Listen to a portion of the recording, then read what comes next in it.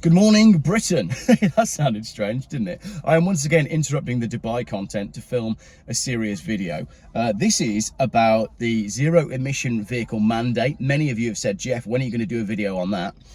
This morning in my email inbox, I received this, right? This is the Driver and Vehicle Standards Agency Research and Analysis Vehicle Market Surveillance Unit results of the 2024 emissions program. Right, we need to talk about this. So this is their 2024 results of emissions, and I'll dive into that in a minute. Firstly, let's just lay out what we're going to do in the video. We're going to talk about what the ZEV mandate is. Then we're going to dive into the data that the DVSA have produced on emissions in 2024, which obviously you'd think must inform the ZEV mandate. Then we're probably going to get too hot. Then we're going to take the roof off. Then I'll probably show you a Lamborghini, and we'll finish with looking at the car, just like we did yesterday. Today it's a Mustang. Final day in Dubai. We leave tomorrow. Can't wait, actually, but more on that when we leave. So what is the zero emission vehicle mandate? Let's launch with that. It is the aim for 28% of all new cars to be zero emission by 2025. The mandate will set legally binding annual targets for the share of new cars and vans that are sold in Great Britain each year to ensure that these segments are on track to meet the government's decarbonisation goals. So the aim is to decarbonise the country by I'm sat in a Ford Mustang, by the way, and I've already seen a Bentley Bentayga, another Lamborghini, some 5-litre Mercedes. So it really isn't going to matter. There's another great big 5-litre BMW coming down here. Really isn't going to matter whether or not the UK decarbonises, because it's more based on what the rest of the world is doing. A tiny little backwater that used to belong to Europe that has a crumbling economy isn't going to make any difference on the global climate scale, even if we do manage to reach net zero, at which point we will all be sat around freezing cold, starving and poor. Well, that was a little bit of a rant that I didn't expect this early in the video. But basically it's all based on the Climate Change Act of 2008, and they are going to keep sliding the percentage of vehicles that need to be low emission based on the low emission data, which is based on what the DVSA are finding in their research, which is the whole purpose of this video. My apologies for the slightly confusing introduction. So vehicle manufacturers are going to be fined £15,000 for every internal combustion engine car sold above the quota, and £9,000 for every van. But fines for non-compliant vans are set to double from £9,000 to £18,000 in 2025, right? So the vans don't even work. That's the hilarious thing. Find me someone who's got an electric van that actually says that it works for them. Alternatively, find me someone who is driving a van for work who wants an electric van, because they just do not work. They are stupidly expensive. They haven't got any range, and it means that companies are paying people to hang around at chargers. Right, we're already getting hot and we haven't even gotten to the meat of the video yet. So that's the context for what I want to talk about next, okay? That's the context. That's why we've got this Vehicle Market Surveillance Unit results of the 2024 emissions program. Now, you would expect that this document would include a report based on how emissions are going, maybe a breakdown, maybe some data, and then some analysis of where emissions are at in 2024 with vehicles. So it's broken down into how they did the sample tests, what tests were carried out, where the tests were carried out. They discuss the results with manufacturers, then they list the results for diesel, petrol, light van, plug-in hybrid, hybrid cars, HGVs and public service vehicles. And at the end is a very detailed and very succinct report on what they found. Sorry, that's a lie. They haven't done that bit. At the end is just an annex talking about what technologies they're using to reduce emissions, right? So the results includes no summary. It is just data. So let me talk you through the results. Now, I would claim to be pretty good with spreadsheets, okay? You know this from watching my analysis videos before. You can't spell analysis without spelling anal, and I am anal when it comes to spreadsheets. So I downloaded all of the data this morning from my hotel room in Dubai, so there's, as I said, there's all these sections: diesel cars, petrol cars, light vans, plug-in hybrid, HGV, and public service vehicles. So there's 7 sections. In just diesel cars, they have tested 1, 2, 3, 4, 5, 6, 7, 8, 9, 10, 11, 12, 13, 14, 15, 16, 17, 18, 19 vehicles, okay? So you'd think, great, I'm going to be able to go into the data, I'm going to be able to pick one vehicle, and then I'm going to be able to compare it with a hybrid, and I'll be able to tell you, and what I was hoping was that I would be able to tell you that actually diesels aren't as bad as hybrids, or hybrids are worse than diesels. That's what I was looking for in the data, as someone that is good with spreadsheets. So let's open up the CSV file for the first test of one car, right? It's 54 megabytes for a CSV file. That spreadsheet, this is one car, one test, is 310 columns wide. The spreadsheet is 310 columns wide. That's how many parameters we're talking about. How many columns do you think there is on this spreadsheet for one car out of one of 9 sections? There's 18,210 columns. My MacBook was struggling to process the data from just one car.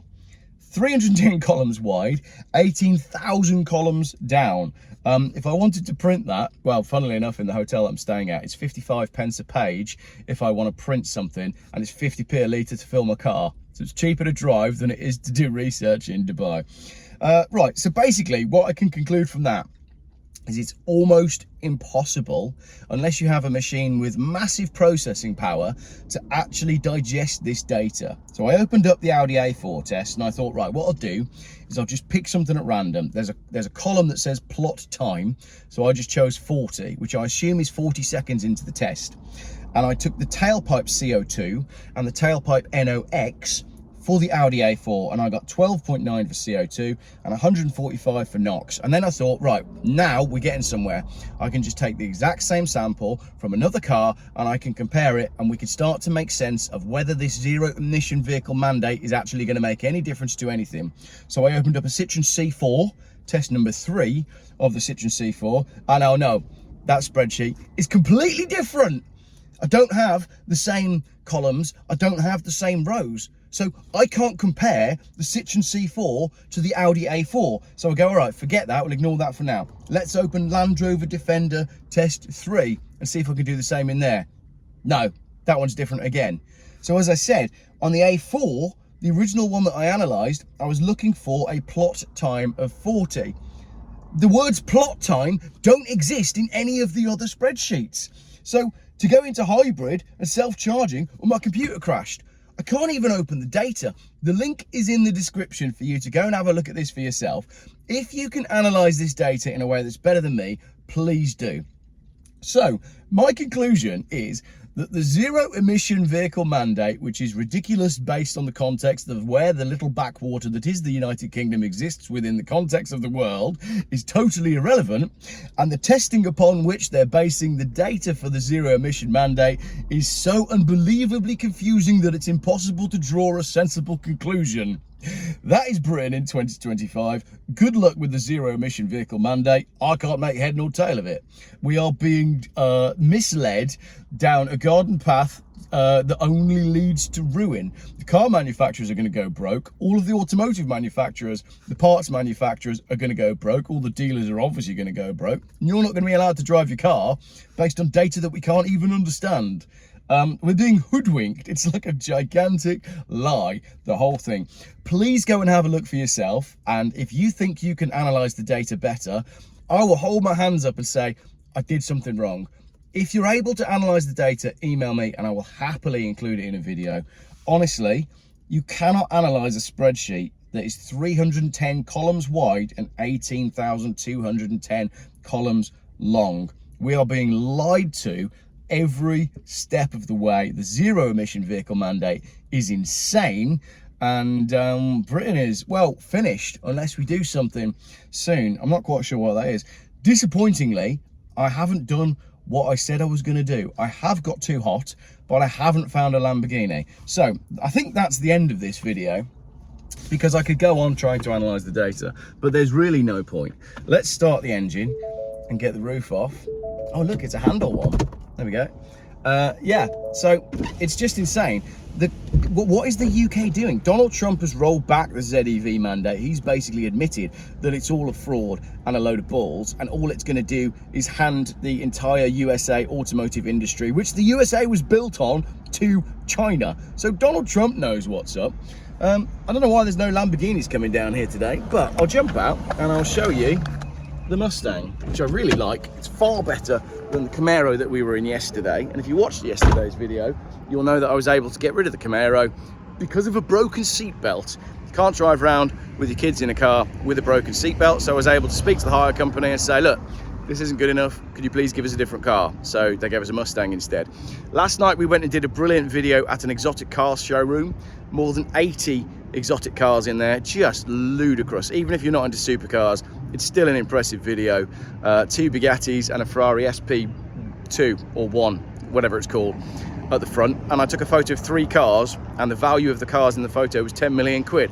You can't tell me that you can have supercar showrooms in Dubai selling multi-million pounds worth of cars, and the UK is going to lead the charge on zero emission vehicles. The rest of the world doesn't care, and it's time for the UK to get with the programme, start doing things in the interest of UK citizens and in the interest of UK industry, because it's quite clear to me that the people who are in charge have absolutely no interest in improving the economy and improving your life. I didn't think that was a bad video. What did you think? If you made it to the end of the video, obviously leave me your thoughts on everything that I've said. And I would love it if some statistician got in touch and said, Jeff, I've analysed the data and I found XYZ. Even if it proves that hybrids are better, I don't mind that. But the point is, it's going to take a statistician to analyse the official government data that they've published for the public on which they're basing the ZEV crap. It shouldn't take a statistician to break down official government documents. There should be a summary, it should make sense. And for people who understand spreadsheets, we should be able to do it. No interesting cars have gone past during the making of this video. Let's finish with a Tesla. There we go. Thank you very much, everybody, for watching.